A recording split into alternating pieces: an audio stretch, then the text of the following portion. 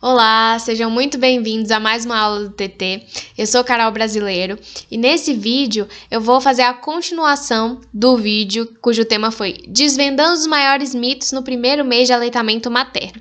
Então essa é a parte 2, porque eu elenquei algumas frases, comuns em se ouvir nesse primeiro mês de aleitamento materno, das pessoas que sempre têm uma opinião para dar. Eu tenho certeza que se você é mãe, foi assim com você, Alguém sempre tinha uma opinião, alguém sempre tinha uma ajuda, que por mais boa a intenção que se tenha, às vezes vem cheia de crenças sobre o aleitamento materno que no fundo não são verdades e que acabam confundindo a mente das mães, Então, se você é profissional de saúde, se você é mãe que tá me assistindo, é muito importante esse vídeo para você, fica aqui comigo, porque eu vou falar sobre todas essas questões que a gente ouve dentro das maternidades, a gente ouve até de profissionais de saúde, e que no fundo não tem muita base científica sobre o aleitamento materno, tá bom? Então, vamos lá, vamos começar. Ainda ficaram aqui algumas frases, tá? Uma que eu não citei, no vídeo anterior, foi: o bebê tem lá 4 dias de vida, e não tá ganhando peso. E aí falam assim, olha, mãe, não tá ganhando peso, vai precisar de um complemento. É muito importante falar disso, e falar também, ter cuidado nessa fala, porque assim, um bebê que tá ganhando peso, que tá perdendo peso, ele precisa de um olhar bem específico, de um nutricionista, de um pediatra. Mas assim, se a gente tá falando de um bebê de 4 dias de vida, a gente precisa lembrar de uma coisa, É esperado que esse bebê, na primeira semana, ele perca peso. O que ele não pode é perder menos dos 10% esperados na primeira semana. Então, tem um cálculo que se faz, de acordo com o peso do nascimento desse bebê, para ver se o que ele perdeu está dentro dessa média ou não. Mas muitas vezes, o que acontece é, o bebê está perdendo ali 10 gramas todo dia. E aí, nesses 4 dias, perdeu 10, perdeu 10, perdeu 10, perdeu 10. E aí, falam assim, olha, vai precisar de complemento. Quando vai fazer o cálculo, tá super dentro do esperado para a perda, dessa primeira semana. E aí não precisaria de fórmula. Se essa mãe tá tendo boa produção, já tá ali na pojadura, se esse bebê tá mamando bem no peito, tá fazendo boa extração, dá pra gente esperar assim antes de introduzir essa fórmula.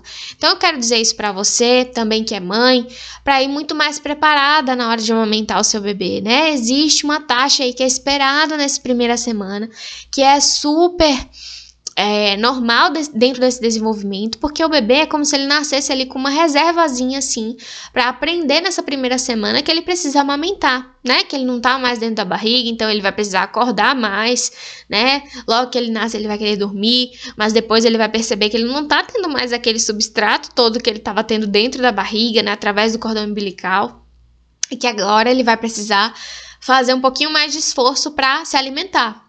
Então, ele vai precisar mamar, Então, é muito importante isso, que você saiba que é super normal a gente ter um bebê que vai perder um pouco de peso, até porque amamentar gasta um pouco de caloria, Ele vai fazer um esforço ali, esforço que ele não fazia dentro da barriga.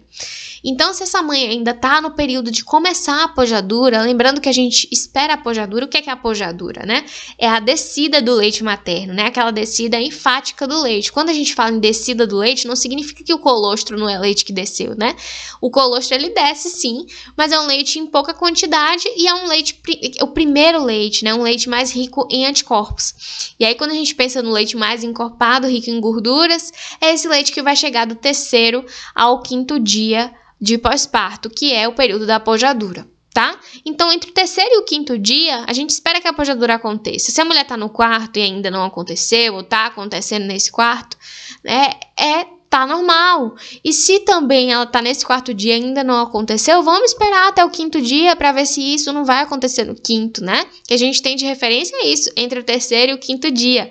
Então, a gente quanto profissional, você também quanto mulher, pode estar atenta a isso, para não ficar assim com a cabeça muito confusa em relação ao desenvolvimento do seu bebê e esse processo de alimentação, para que você também esteja segura assim do seu corpo, da sua capacidade de amamentar, O que eu vejo é que as mulheres ficam muito seguras, muito culpabilizadas por muita coisa e acham que o bebê tá chorando que é culpa dela, que o bebê não tá ganhando peso que é culpa dela, não. E faz parte de um processo aí natural que a gente espera dos bebês, tá? Então confie em você, confie em vocês, né, em vocês enquanto dupla, enquanto essa díade que a gente fala, né, que um precisa do outro nesse primeiro momento, tá bom? Um é praticamente dependente do outro quando a gente pensa em aleitamento materno, certo? Então, vamos lá para a segunda frase que a gente sempre ouve também. E isso, ó, eu, enquanto fonoaudióloga, ouço demais, que é: o bebê tem a língua um pouquinho presa, viu, mãe? Mas se ele mama, tá tudo certo. Olha, gente, por favor, que não seja um fonoaudiólogo que fala isso pra você, tá? Porque assim, se a língua tá um pouquinho presa, ele precisa de um olhar mais atento, sim, tá? E não é só porque ele mama que tá tudo bem. Como é que tá essa amamentação, né? Às vezes o profissional vai falar assim: mãe, a língua dele é presa, porque é aquela clássica, né, que todo mundo percebe que é presa. E aí o profissional vai lá, olha e fala assim: mas ele tá mamando? E a mãe fala: tá mamando sim. Então tá tudo bem, não precisa fazer nada não. E aí nem olhou como é que tá essa amamentação, nem olhou como é que tá a mama dessa mãe, tá? Por que eu falo isso? Porque a língua presa, gente, ela é a língua, vamos pensar na língua. A língua é protagonista, digamos assim, no processo de sucção no peito, né? Se o bebê vai sugar no teu peito, o que vai fazer ele extrair leite bem do teu peito? Ele ter uma língua funcionante que consiga fazer o movimento correto para extrair esse leite. Se a língua dele tá presinha, muitas vezes ele não vai conseguir amamentar o suficiente para ele se manter bem nutrido, né? Ou ele vai machucar o teu peito fazendo compensação com essa língua, porque ele não consegue movimentar bem, porque tá presinha. Então, às vezes, vai machucar o peito da mãe, né? E só o fato dele estar indo pro peito não significa que ele tá amamentando bem. E às vezes a pergunta é bem genérica, né? O bebê tá amamentando, a mãe vai falar: tá amamentando. Mas ela não perguntou como, né? Se tá amamentando bem, se a mãe tá sentindo dor, né? Se esse bebê é muito faminto, ele chora de hora em hora, ele tem preferência por mama, né? Ele chora e para, pega e para, é um bebê que tá perdendo peso ou não. Então, assim, não é só porque o bebê tá mamando que tá tudo bem se ele tem a língua presa, né? Ele precisa de avaliação fonoaudiológica. Se o teu bebê, se você tem história na família de língua presa, né? O pai teve a língua presa, você tem a língua presa, né? Tem um irmãozinho que teve. É importante ter a avaliação do fono para fazer o teste da linguinha, né? Fazer o teste da linguinha, que é obrigatório, hoje é lei, mas nem todos os locais eles fazem, né, ainda na sua totalidade, mas é super importante que a família busque essa triagem, né, e o profissional mais indicado para fazer isso é o fonoaudiólogo, né, capacitado ali para avaliar os freios orais, né, que não é todo fono que faz, tá, gente? Mas sim o profissional que está ali capacitado para fazer essa avaliação e avaliar essa função, porque avaliar a língua, né? Eu falando enquanto fonoaudióloga, não é só eu ver se a língua está presa ou não, é eu ver essa função também, porque às vezes a família chega para mim com uma dificuldade de amamentação, eu falo enquanto fono, enquanto consultora de amamentação, a família chega para mim com dificuldade de amamentação, e aí quando eu vou ver, é uma questão fonoaudiológica, é porque esse bebê tem disfunção oral porque a língua tá presa, né? Porque ninguém viu essa língua presa, porque tinha um frênulo ali um pouquinho difícil de pegar. É importante dizer também para os profissionais, teste da linguinha não pega todo tipo de frênulo que impacta na amamentação. Então, assim, né? Às vezes a gente vai ter um frênulo um pouco mais espesso que tá impactando, mas o teste da linguinha ele não deu nem duvidoso, né? Então, a gente precisa estar atento a isso, né? Saber fazer uma boa avaliação de frênulo lingual, né? E avaliação dessa dupla para que a gente saiba como intervir, tá? Então, assim, não é porque tem a língua presa e tá amamentando, tá tudo bem. E não é também porque a pessoa olhou e falou assim: mas não é muito presa não, vai para casa que não tem que fazer uma avaliação com fono, tá? Se você é outro profissional de saúde que está me assistindo, né, e você atua com o neonato, muito importante, identificou que tem alguma alteração na linguinha, pede avaliação de fono, não custa nada, né, na maioria das maternidades hoje a gente tem fono, é mais tranquilo, né, para que a gente consiga ter um sucesso do aleitamento, que esse bebê tenha uma avaliação adequada, tá bom? Bom, o que mais? Eita, só as frases clássicas aqui. Bom, uma coisa que eu ouço bastante das mães, gente, é o seguinte: tá doendo pra amamentar, né? Eu chego pra mãe e pergunto: ei, como é que tá pra amamentar? Tudo bem? E a mãe me responde: tá doendo pra amamentar. Dói um pouco, mas dói mesmo, né? Amamentar dói, então tá tudo certo. E não, gente, quem foi que falou, né? Quem foi que espalhou essa notícia de que amamentar é doloroso? Existe sim, né, um desconforto que é natural desse primeiro momento de amamentação, principalmente quando a gente tá falando do primeiro mês, né? Porque, lógico, a mama não estava acostumada ali a receber uma pessoa plugada 24 horas ali mamando, né? Quando a mulher fica grávida também, a mama cresce, se expande, o tecido daquela região fica mais sensível. Então, quando um bebê vai mamar ali, é comum que haja aquele atrito ali possa causar um desconforto. Mas entre desconforto e dor, existe, né, uma série de questões. Desconforto, né, é aquela coisa de que, poxa, tá... Eu não me sinto, dá uma agoniazinha, né? O bebê tá só mamando. E outra coisa é você sentir doer, aquela mãe que tá apertando os olhos, aquela mãe que na hora que o bebê pega, não aguenta, fala tira, que você vê que tá ficando já escoriado, a região ali da mama, que já tá fazendo uma fissura, que já tá ferindo de verdade. Então, assim, se tá acontecendo isso, tem escoriação, tem vermelhidão, já tá ferindo, é porque tem algo errado, né? O corpo da gente, ele fala, né? O corpo da gente é um feedback maravilhoso. Então, se esse bebê, se a biologia, né, pensou assim nessa díade, né? Se Deus, na hora que fez ali, pensou na mãe para amamentar o seu bebê, e o bebê para pegar o peito da mãe, não pensou nisso para doer, mulher. Não pensou nisso para você sentir dor e sofrer, não. Pelo contrário, os hormônios ali que estão atuando na amamentação são hormônios de prazer, são hormônios prazerosos, né? A ocitocina é um hormônio, né, que leva ao prazer, né? Então, amamentar tem que ser prazeroso. Se tá doendo demais, é porque tem algo errado. Então, quando a mulher fala assim, tá doendo, mas é normal, né? Começou a mamar, agora tá doendo. E às vezes, isso ela acredita porque falaram pra ela. Falaram assim, olha, minha filha, amamentar dói, você vai ter que aguentar. E não é assim não, se tá doendo, tem alguma coisa que tá errada. Às vezes o bebê ali tá fazendo muita força pra mamar e é uma força inadequada, né? Ele não deveria estar fazendo tanta força. Às vezes é porque ele tem uma linguinha presa que ninguém viu, né? Porque às vezes não é aquela linguinha presa clássica que todo mundo vê. Então, às vezes não teve uma avaliação mais adequada de um fono, né? Então, se você tá tendo dificuldade na amamentação, até já passou por um consultor de amamentação, mas o consultor fala que tá tudo bem e você ainda tá sentindo desconforto, eu te oriento a buscar uma consulta com um fonoaudiólogo, né, que trabalha com essa parte neonatal, um fonoaudiólogo que trabalha com amamentação, para que ele observe se não existe uma disfunção oral atrelada a isso, porque não é todo profissional que vai observar isso, né, se não existe aí um frênulo submucoso, por exemplo, um frênulo que é mais difícil da gente perceber, se existem outras questões, né, associadas aí a essa pega desse bebê, porque não é só ter também a pega correta, né, a amamentação não é só a pega correta, então as pessoas ficam ali, boca de peixinho, né, mas se essa língua não tá funcionando bem, gente, não tem boca de peixinho que funcione, tá, até porque, enfim, isso é um outro assunto, né, boca de peixinho é um mito. Enfim, né, mas se esse bebê faz uma boa pega, né, abre bem a boca, consegue abocanhar o mamilo e mesmo assim tá doendo, tem algo de errado, precisa ser avaliado, tá bom? Então é isso, né, não vamos normalizar a dor, em nada, né, em nada, principalmente para nós mulheres, não é normal você sentir dor, você tá sentindo dor, algo de errado tá acontecendo aí, seu organismo tá avisando alguma coisa, está doendo demais principalmente, tá bom? Bom, que mais? Aí, pegando esse gancho, né, da dor, tem uma outra frase que é clássica, né?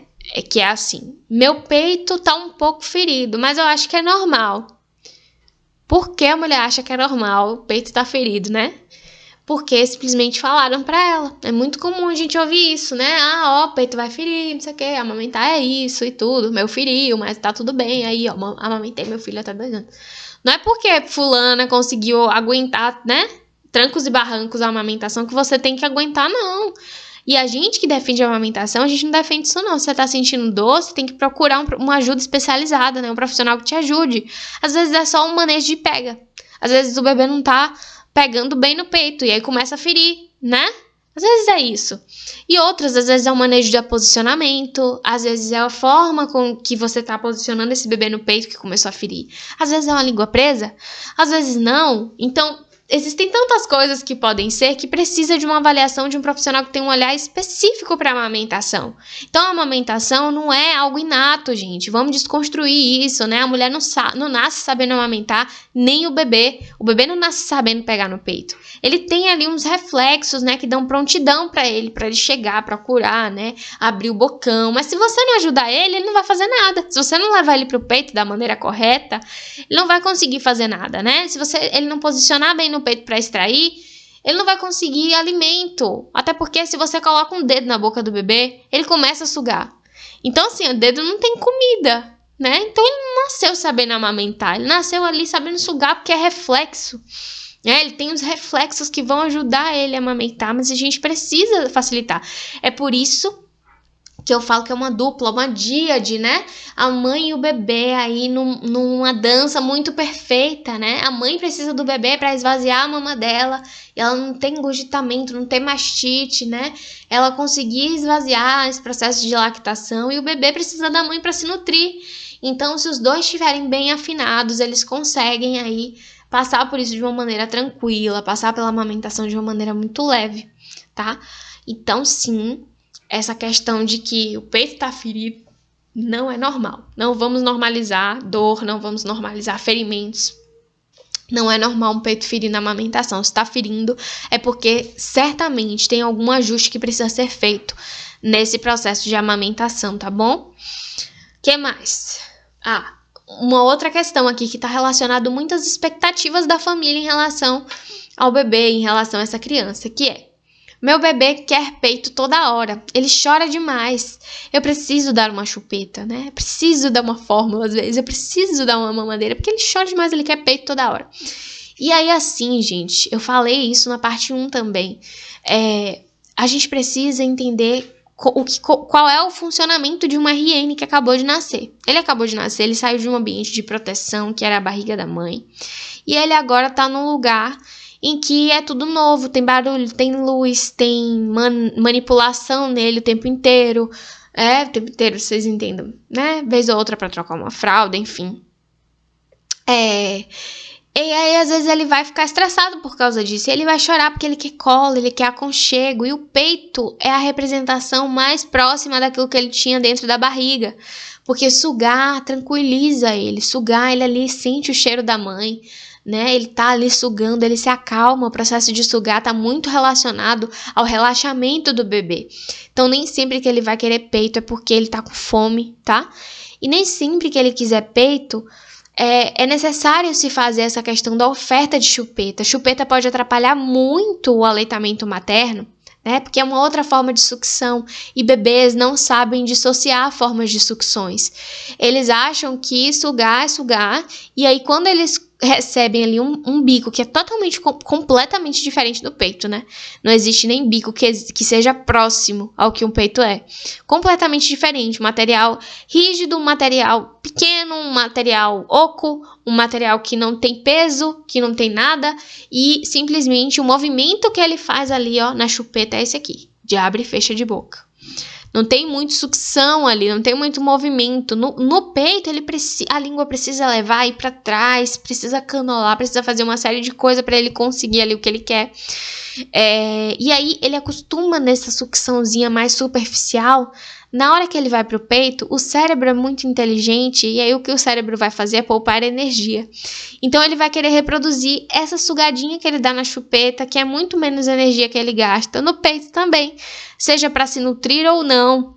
E aí, o que pode acontecer? Duas coisas: ele pode não parar de conseguir extrair leite como ele extraía, porque ele vai fazer uma disfunção oral, uma confusão de bicos, que a gente chama, né? Ele vai começar a reproduzir a sucção da chupeta no peito e não vai conseguir extrair o leite como deveria. E a outra coisa é essa questão de que ele pode rejeitar o peito, né? Porque é mais difícil de sugar, e aí ser literalmente essa confusão de bicos que a gente fala, que aí ele vai sem saber, né? Ele tá acostumado ali na chupeta, então na hora de pegar o peito vai ser mais complicado. Pode ser mais complicado. Não é todas as crianças que fazem confusão de bicos, mas a grande maioria delas, sim, tá? Então, tem que ter muito cuidado com o uso de chupeta, com o uso de mamadeira, tá? porque dificulta a vida dos bebês. Facilita a vida dos adultos, mas dificulta a vida dos bebês em relação à mamada. E aí, com isso, o desmame é muito mais iminente, né? Muito mais próximo. Então, se você pensa em ofertar chupeta pro seu bebê, repensa, né? A chupeta vira um hábito deletério que a gente chama, um mau hábito oral. E para tirar a chupeta depois é muito mais complicado. O bebê fica dependente desse utensílio. O que começa a acontecer? Ele acaba dormindo com esse utensílio na boca, né? Por mais que você tire, a língua dele começa a repousar no assoalho da boca, né? Embaixo, assim, sem ele querer, porque a chupeta ela fica ali no meio. Então, a língua fica repousada no assoalho. Ele não precisa fazer força nessa chupeta para sugar. Então, o músculo da língua fica enfraquecido. E aí, com o passar do tempo, esse bebê começa a ser um respirador oral, ele começa a fazer um padrão respiratório diferente, ele começa a babar mais, ele começa a ter problemas respiratórios, né? Ele pode adquirir mais infecções, né, do trato respiratório. Uma série de questões, gente. Quando o bebê também se torna um respirador oral, ele pode ter dificuldades no desenvolvimento de linguagem, ele pode ter dificuldades no desenvolvimento aí na aprendizagem escolar. Então é muito, né, dificuldade até para dormir. Então é muito delicado. Quando a gente fala do uso de chupeta, que não é benéfico, é pensando em tudo isso, né, gente? É porque às vezes a gente não destrincha para as mães exatamente o que é que se trata. Ah, não é bom por quê? Né? Porque não? Porque faz confusão de bicos. A mãe tá lá preocupada às vezes com confusão de bicos, ela só quer descansar um pouco, né? Mas se a gente não fala dessa importância, né, desse perigo que é também o uso da chupeta, principalmente o uso prolongado da chupeta, a gente não dá essa chance dos pais escolherem, né, se querem realmente esse caminho para o seu bebê. Eu sempre digo que as escolhas elas vêm a partir do momento que você conhece as opções. Se você não conhece quais são as opções, você não faz uma escolha acertada, né, uma escolha assertiva. Você é mais guiado por aquilo pelo momento, por qualquer outra coisa, mas se você conhece as opções, você pode realmente dizer que você escolheu, né? Por exemplo, se você tá lá para escolher um chefe que vai substituir alguém, e aí você tem que fazer lá vão pedir as opiniões lá para você. E se você não conhece muito bem aquela pessoa ali que você vai escolher, você não tem muito argumento, né?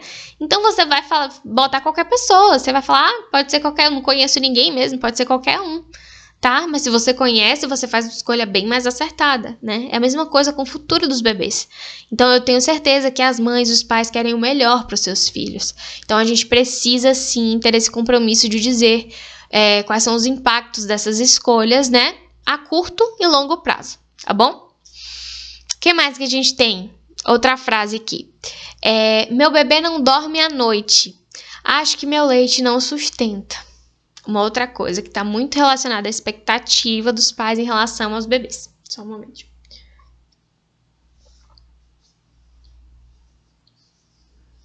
Então, se um bebê ele não dorme à noite, muito provavelmente parte desse dia, né, que esse bebê teve, ou também é parte desse primeiro momento, que é esse primeiro mês, né? É um bebê que precisa mamar, sim, de 2 em 2 horas, né? Em livre demanda. À noite, o peito da mulher tende a encher mais, porque os hormônios são muito mais atuantes à noite, que ela tá um pouco mais relaxada. Então, pode ser, sim, que o bebê deseje mamar mais à noite, e isso é parte de um processo natural mesmo. Então, se a mãe tá vendo ali que seu bebê não dorme 4 horas seguidas, né? Não dorme 5 horas seguidas. Meu Deus, será que tem algo de errado com o meu bebê? Não tem nada de errado, né? Faz parte do processo mesmo, né? Bebês precisam mamar, né? De 3 em 3 horas, de 2 em 2 horas, né? A amamentação não tem relógio. Então, também tem isso. Às vezes as mães ficam, ele não mama de 3 em 3 horas. Tá, 3 em 3 horas é quando passaram fórmula pra ele. Mas agora, seio, peito materno, é livre demanda. Então, é quando o bebê quiser mesmo. É quando ele acordar, sentir necessidade. Muitas vezes, o bebê só vai despertar quando ele é RN, quando ele tem alguma necessidade. Ou necessidade de colo, ou necessidade de trocar fralda, né? Praticamente para as necessidades fisiológicas mesmo. Comer, fazer dejeções, enfim. Então, é muito importante saber como é que uma RN funciona, até para entender como é que vai ser essa dinâmica, né? Quem é que vai ficar com o bebê, né? Quem é que vai pegar ele? Às vezes ele só quer um colinho, né? Ele só quer um aconchego, ele não quer necessariamente mamar o tempo inteiro. Então não culpabilize o leite da mulher, né? Não, e você, mãe, também não se culpabilize. Não é o seu leite que não tá sustentando, não. Pelo contrário, o leite sustenta muito. Faz parte, sim, desse processo, né, de crescimento do bebê, é parte do processo. À noite, ele não vai dormir a noite inteira, né, um RN não dorme a noite inteira, isso é posto. Então, mesmo durante o dia, durante a noite, ele vai ter, sim, esses momentos em que ele vai dormir e outros momentos em que ele vai querer acordar para mamar, tá? Uns mais do que outros, né, uns começam a dormir mais cedo do que outros, porém, a grande maioria acorda várias vezes à noite para mamar. E isso é normal, tá bem? Que mais? Meu bebê ainda não sabe mamar, mas vai aprender com o tempo. Isso é uma frase que muitas mulheres acabam falando assim, normatizando muitas coisas, né? Então fala assim, ele ainda não tá sabendo mamar não, mas ele aprende com o tempo, né? Tudo ao tempo. E sim, eu concordo em partes com isso, porque nenhum bebê nasceu sabendo mamar e nenhuma mulher nasceu sabendo amamentar. Mas é muito importante também ter a orientação adequada, porque o que acontece na maioria das vezes, quando o bebê não sabe mamar, é que ele recebe uma mamadeira, uma fórmula, né? E ele desmama, né? A mãe fala assim, ele não pegou meu peito não. E aí ele teve que tomar mamadeira. E aí, o quanto que isso acarretou de questões de saúde para essa criança no futuro, né? Do uso de bicos artificiais, do uso de fórmula precoce, às vezes é uma criança que desenvolve intolerância à lactose, né? Alergia à proteína do leite. Enfim, tantas coisas aí estão relacionadas ao uso precoce de fórmula, né? Ao uso de fórmula prolongado, enfim. Então, o aleitamento materno, ele previne uma série de questões para a criança. É muito importante, se seu bebê não sabe mamar, você buscar ajuda, né? Não é que é normal e que ele vai aprender a mamar assim de uma hora para outra, não. Se você não ajudar ele, não souber também manejar isso, se vocês dois não conseguirem se acertar, né? Nesse primeiro momento, nessa primeira semana, precisa de ajuda, né? E, assim, se não conseguiu nos primeiros 2 dias, eu digo, tem que ter ajuda sim, né? Eu sempre falo que a prevenção é o melhor caminho, então, se você deseja amamentar, né, busca auxílio ainda na gestação para que você já chegue preparada para logo para o parto, né? Qual é a primeira coisa que o bebê faz depois que nasce? Ele respira, sim. E depois que ele respira, ele vai mamar, gente. Hora dourada, primeira hora de vida do bebê, né? É pelo menos o que é preconizado pelo Ministério da Saúde. Então, vai colocar ele no peito, né? A equipe muitas vezes vai saber manejar ali com você. Mas já nesse primeiro momento, se você souber como fazer, você já vai ter o sucesso disso, né, do bebê com você vai ser muito melhor. E quando você for lá pro alojamento conjunto com seu bebê, ali no quarto compartilhado, você vai estar juntinho com seu bebê na segunda hora para botar ele para mamar, né? Você já vai saber como fazer, né? E aí, quando uma mãe não sabe como fazer, isso é muito mais difícil. Né, já fica difícil ali na maternidade. Às vezes você não vai ter um profissional lá que esteja disponível para você. Então é muito importante ainda na gestação buscar sobre o aleitamento materno, como é que faz, né? Como é que coloca no peito, o que é que se espera, tá bom? Porque aí a chance de não desmamar o seu bebê é muito melhor. Então tem que estar atento a isso, né? Se o seu bebê não tá sabendo mamar, procure ajuda. Isso vai facilitar o caminho tanto para o bebê quanto para você, tá certo? E o que mais? A gente tem uma última frase aqui, né, que também é um clichê e que muita gente, eu vou falar aqui, vai discordar de mim, porque já fez ou já ouviu alguém fazer, mas eu preciso falar e preciso, né, alertar sobre isso, tá? Que é, não tem problema dar um pouquinho de água ou chá pro bebê. Né? Não tem problema, né? Tá com cólica, dá um pouquinho de chá, dá um pouquinho. E eu preciso dizer, gente, o bebê não precisa de mais nada. Se ele mama em livre demanda, ele não precisa de mais nada, não precisa de água, não precisa de chá, não precisa de nada. O leite materno é suficiente pra tudo, né? É o melhor alimento aí que você poderia ofertar, né? Ele tá sentindo cólica? Coloca pra mamar. Né? Ele tá incomodado com alguma coisa? Coloca pra mamar. Mamalgesia, já ouviram falar sobre isso? Mamalgesia é a capacidade né, de o bebê sentir analgesia, de sentir bem, né, de passar as dores do bebê através da amamentação. Então, por exemplo, o bebê vai vacinar, tá ali, vai chorar durante o procedimento da vacina, coloca pra mamar, né, mamar analgesia, às vezes ele nem vai sentir a picadinha ali da agulha. É muito importante falar sobre isso, tá? Leite materno é ouro. Quando a gente fala isso, não é baseado na nossa cabeça ou porque a gente quer que as mães amamentem, não é isso não. É porque existem propriedades no leite materno mesmo e nesse processo de sucção ao seio materno que relaxam o bebê, que promovem o bom desenvolvimento neuropsicomotor dessa criança, né? O bom desenvolvimento emocional dessa criança ali próximo ao seio. Então é muito importante isso para o bebê.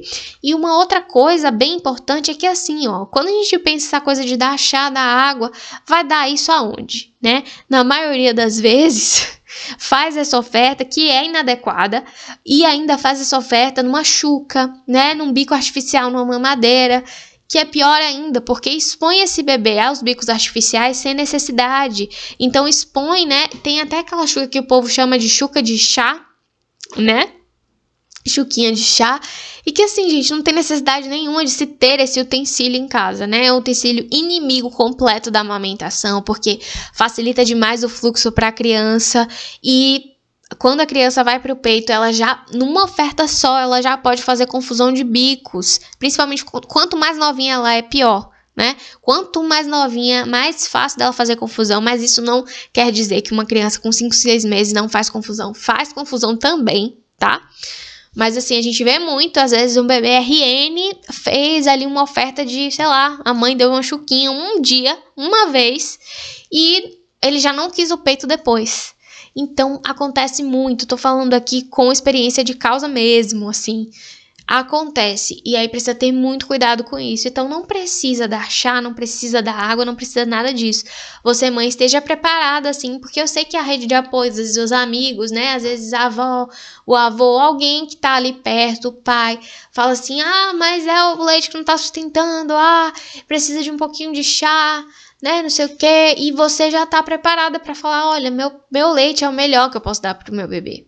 Né? Se o meu bebê tá sentindo alguma coisa que eu não tô conseguindo resolver, vamos procurar um pediatra, né? Pra ele orientar a gente. Vamos procurar alguém ali que possa nos orientar.